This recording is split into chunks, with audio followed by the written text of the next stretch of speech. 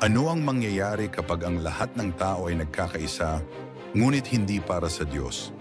Isang wika, isang layunin, isang tore na aabot sa langit.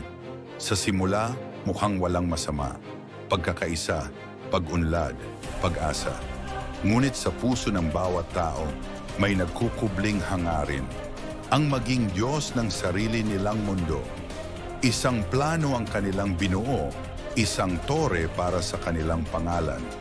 Ngunit sa katahimikan ng langit, may isang matang tumitingin at sa isang iglap, nagbago ang lahat.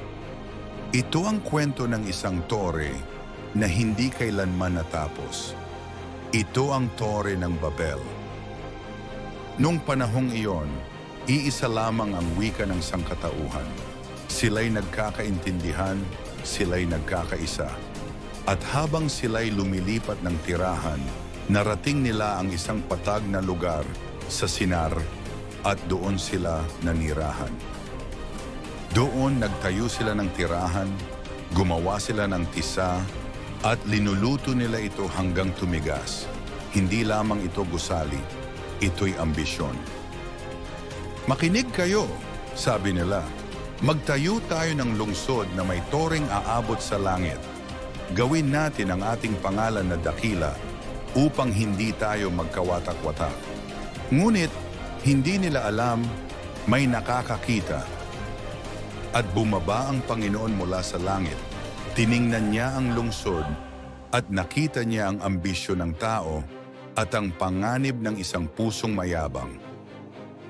Pag-iba-ibahin natin ang kanilang wika, sabi ng Panginoon, upang hindi sila magkaintindihan. At bigla, nagulo ang lahat. Ang mga dating magkakaibigan, hindi na magkaintindihan. Ang trabaho'y nahinto, ang turay na iwan, kalahati ang natapos. At itinigil ng mga tao ang pagtatayo ng lungsod. Ang lugar na iyon ay tinawag na Babel, dahil doon pinagkawatak-watak ng Panginoon ang sangkatauhan.